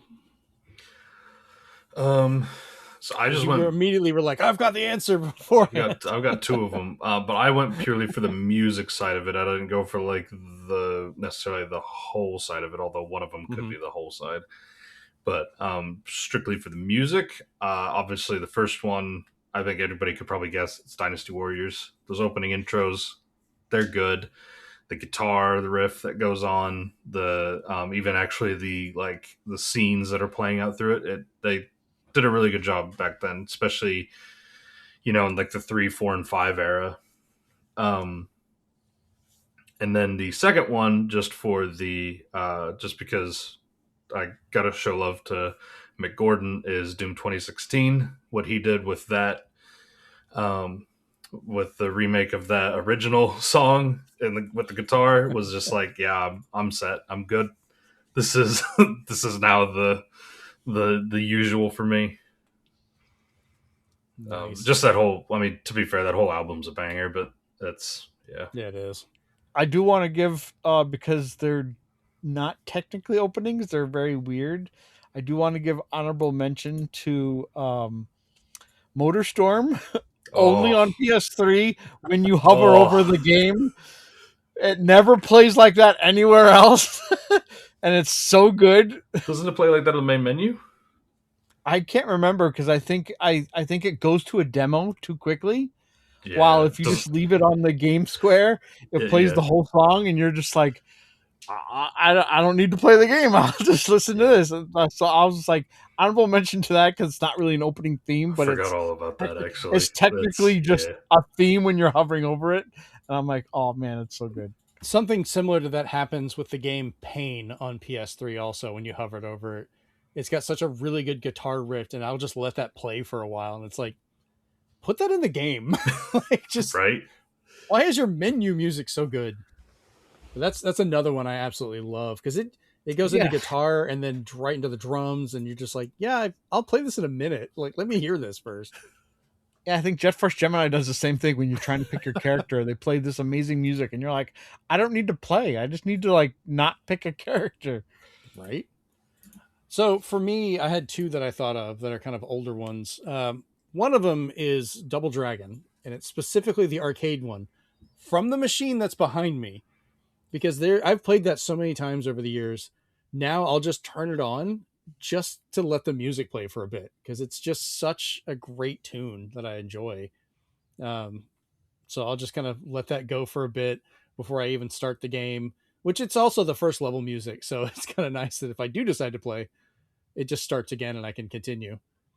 The other one is Kirby's Adventure for the NES, which I always loved hearing before because it was such a peak for Nintendo's audio back then for the music. But that's one that I've gone so far as we bought a vinyl album that has that music that my daughter and I will listen to because she absolutely loves Kirby. So when it gets to the point I'm willing to buy an album to listen to it more, you're doing good. Like, that's good music. So, and I know it's upbeat and cutesy, but it's just good. Like, going Yeah, from a man. beat 'em up to Kirby is such a weird dichotomy, but both of them are just banging music to me.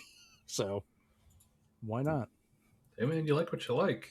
That's Yeah, all good. it's good tunes. Like, there's a lot Yeah. of gaming music I enjoy, but that's the ones when you originally asked about like opening themes that I was trying to think of, like not the whole soundscape. I think, I agree with you, Chase. It was more of like, what is that opening theme? Like, what that's what we're trying to do. Which I kind of think the PS3 stuff at the menus would that actually technically count because you're That's why getting I to said that honorable first. Yeah. mention because Yeah. technically it's not an opening. It's just the music that plays when you're hovering over the title. But Also man, a really good opening that I saw. I'm so sorry I left out was Soul Blade Oh, Soul Calibur had a great opening because theme. Soul Blade like I was just like I can't believe that song like even Maximilian uses it to this day as Dreamcast you know started off with a couple good games because Soul Calibur was an absolutely. I love that opening because it would kind of start off low as the weapons were coming in and then just went off on a whole because like thing that as they went through the so opening. like that when you hear a tale of souls and swords eternally retold you're just like Yes. oh it's coming yeah. here we go. Oh, I absolutely love that opening. Between that and Sonic Adventures, like Sonic Adventures had some rough stuff, but I was like, that's a pretty banging opening with that music. I was like, that's actually really good for back then. Yeah, So like that because Sega CD had a lot of good openings because even Sonic CD, like I loved yeah, that beginning. I was just like, yeah, Dreamcast, you yeah. died too soon. You died too young. You had so much potential. All right, well, I think we'll go ahead and call that.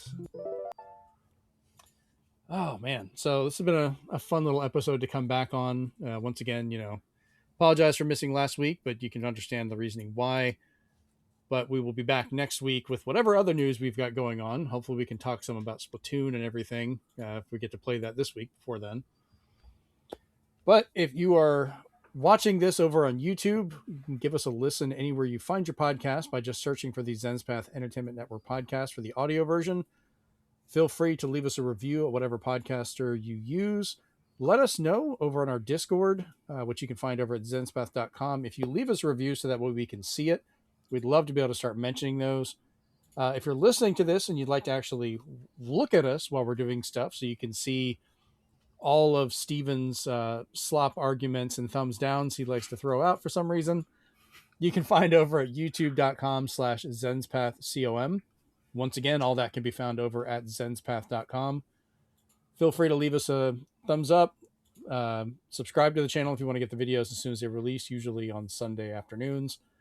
Or, leave us a comment. Let us know what your favorite theme songs for video games you like to just turn on and listen to on occasion are.